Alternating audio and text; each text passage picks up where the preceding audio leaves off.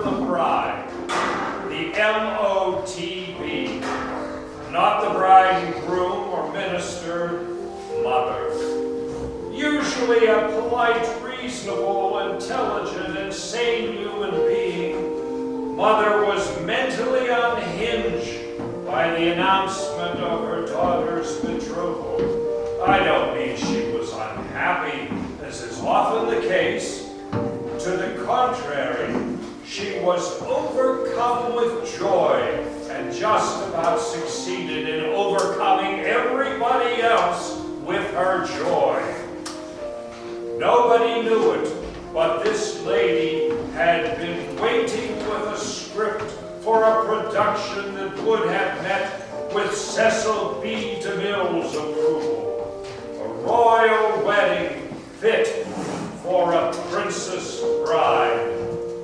The father of the bride began to pray for an elopement.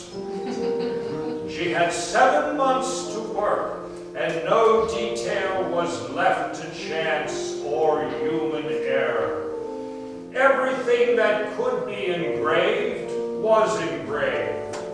There were teas and showers and dinners, an 18-piece brass and wind ensemble was engaged. The bride and groom met with the minister only 3 times. The MOTB was in his office more than the cleaning lady. Not only were the bridesmaids' outfits made to order, but the tuxedos for the groom and his men were bought, not rented, mind you, bought. And if all that wasn't enough, the engagement ring was returned to the jeweler for a larger stone, quietly subsidized by the MOTB. When I say the lady came unhinged, I mean unhinged. The juggernaut of fate rolled down the road, and the final hour came. Guests in formal attire packed the church. Enough candles were lit to bring daylight back to the evening. In the choir loft, the orchestra gushed great music. And the mighty MOTB coasted down the aisle with the grandeur of an opera diva at a premiere performance. Never did the mother of the bride take her seat with more satisfaction. She had done it. She glowed, beamed, smiled, and sighed. The music softened, and 9, count them, 9 chiffon-draped bridesmaids locked step down the long aisle, while the groom and his men marched into place. Finally, the wedding march thundered from the orchestra.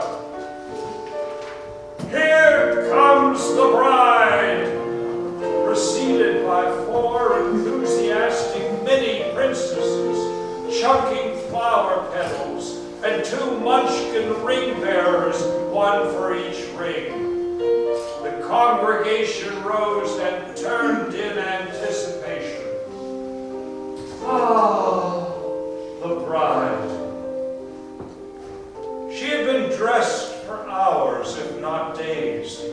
No adrenaline was left in her body.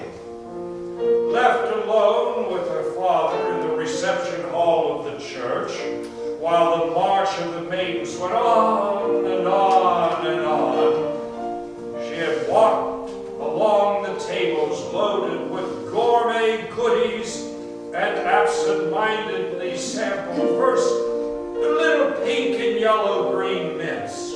Then she picked through the silver bowls of mixed nuts and ate the pecans, followed by a cheese ball or 2, some black olives, a handful of glazed almonds, a little sausage with a frilly toothpick stuck in it, a couple of shrimps blanketed in bacon and a cracker,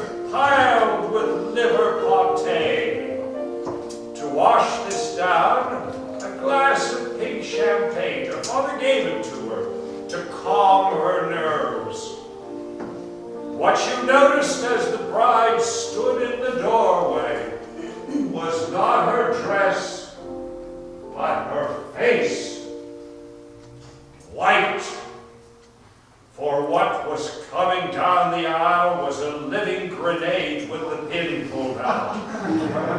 The bride threw up just as she walked by her mother. And by threw up, I don't mean a polite little lady like herb into her handkerchief. She puked. There's just no nice word for it. I mean, she hosed the front of the chance, hitting two bridesmaids, the groom, a ring bearer, and the minister. I'm quite sure of all these details. We have it all on videotape. 3 cameras worth. The MOTB had thought of everything. Having disgorged her hors d'oeuvres, champagne, and the last of her dignity, the bride went limp in her father's arms, while the groom sat down on the floor where he had been standing, too stunned to function. And the mother of the bride moaned, slumped over, and passed out. There was a fire drill then, and there in the front of the church that only the Marx brothers could have topped. Groomsmen rushed about heroically, many princes, flower girls squalled, bridesmaids sobbed, and people with weak stomachs headed for the aisles.